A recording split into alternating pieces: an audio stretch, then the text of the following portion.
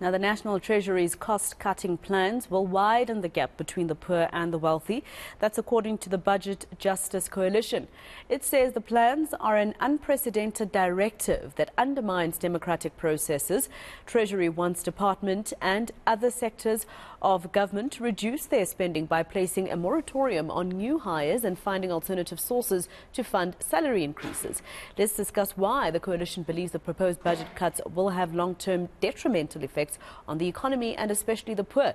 To do that, I'm joined by Motlatsi Komote. She's the chairperson of the Budget Justice Coalition. Motlatsi, thank you very much for your time here on eNCA. I think all of us as South Africans can agree that on a government level, there needs to be some cost-cutting measures, but surely not what National Treasury is targeting, right?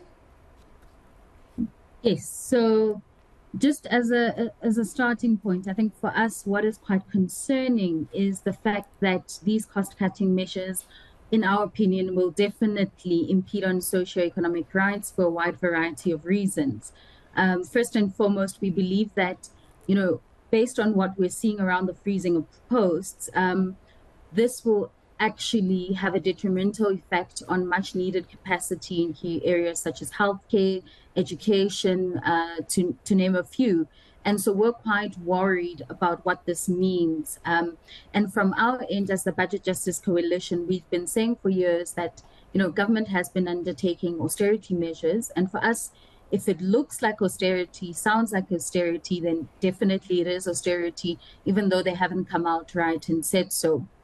And so for us, the concern that we have is around, having a look through the gendered nature of poverty, inequality, and unemployment in South Africa. That's a big issue for us. Obviously, women are going to be more detrimentally affected by these decisions that are being made by National Treasury. So, for example, currently we see that, we're going to have a freezing of posts. And so we've seen, for example, the issuing of a statement by the eNCA around the aspirant prosecutors program and how they're not going to be able to undertake that this year until further notice due to this directive that was given by National Treasury. Yeah. So we can already see that this is, coming into effect. And so for us, we're really concerned about social development, ECD, healthcare.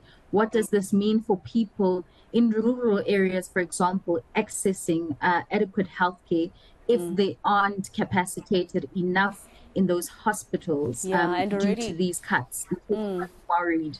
And already we are a country that we all know, it's very properly recorded that we are a country that has a huge deficit when it comes to the kind of services or social services employed that we need for a country that is as big as ours. Yes.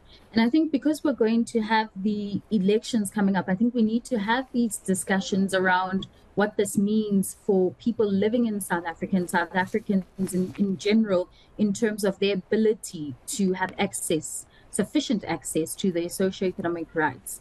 And so for us, we've come up with a few proposals around how government can in particular, increase its revenue by, for example, through the increase on tax breaks removing tax breaks for high income earners, increasing wealth tax, for example, and obviously then creating some kind of framework around participatory human rights assessments, impact assessments in particular, will be a good starting point for us. And that's why we're speaking about the gendered nature of poverty and our concerns around that. And in actual fact, we as the Budget Justice Coalition have said in our statement that we need to have more dialogue with National Treasury. And in fact, we're calling on Parliament as well to really perform oversight on some of these decisions that have been made, because we're quite concerned about what this means, especially before the tabling of the MTBPS, which will most likely be tabled in November.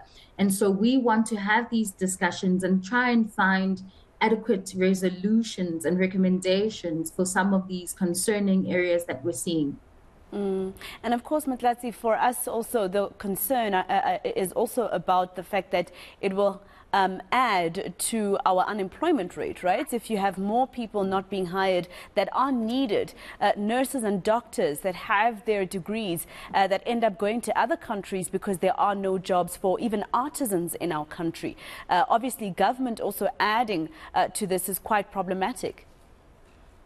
Yes, definitely. And if you're going to make, as National Treasury and as government, any budgetary assessments, these budgetary assessments should ideally advance developmental objectives and the realization of our rights as people living in South Africa.